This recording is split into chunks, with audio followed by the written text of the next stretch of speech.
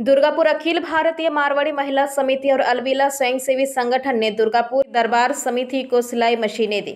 इस दिन दुर्गापुर के कादा रोड स्थित दरबार समिति को 2 सिलाई मशीनें दी गई। स्वयंसेवी संगठन के नेता अर्पिता सेनगुप्ता ने कहा कि ये पहल इसीलिए है ताकि भविष्य में यौन कर्मी सिलाई सीख सके और आत्मनिर्भर बन सके।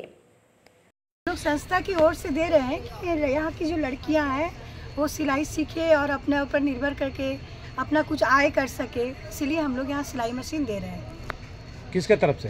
हम लोग मैं अखिल भारतीय मारवाड़ी महिला समिति की प्रेसिडेंट अनीता महेश्वरी यहाँ सिलाई मशीन दे रही है। और ये शाखा है এটা আমাদের আলভিবা এটা অর্গানাইজ করছে, যেটা হচ্ছে সুই ধাগা। যে আমরা নীলকে ফোন করেছিলাম যে নীল আমাদের এখানে, তো আমি আজকে 2018 থেকে ওদের সাথে আছি।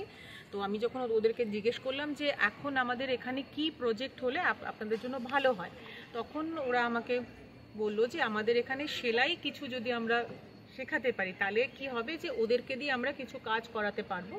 তখন আমাদের সাথে অখিল ভারতীয় मारवाड़ी महिला समिति ওনারা অনিতা জি, উনি হচ্ছেন অ্যাজ আ প্রেসিডেন্ট আছেন, ওনার সাথে আমি তখন কথা বলি। উনি তখন আমাদেরকে এটা করেন যে হেল্পটা করছেন কি যে আমাদেরকে মেশিন দিয়ে, এবং আমরা সামনের দিনে আমরা যাতে ওদেরকে স্বনির্ভর করে তুলতে পারি সেই কারণে আমরা ওদের জন্য এই মেশিনটা নিয়ে এসেছি, এবং সামনের দিনে আমরা ওদের জন্য একটা প্রশিক্ষণ কেন্দ্র করব।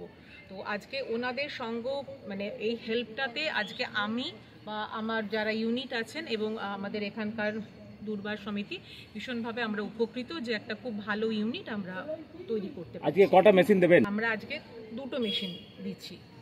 আপনার নাম? হ্যাঁ, আপনার নাম? অর্পিতা সেনগুপ্ত।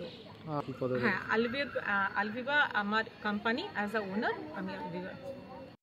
दुर्गापुर से निमाई दास की रिपोर्ट, PBTV न्यूज़।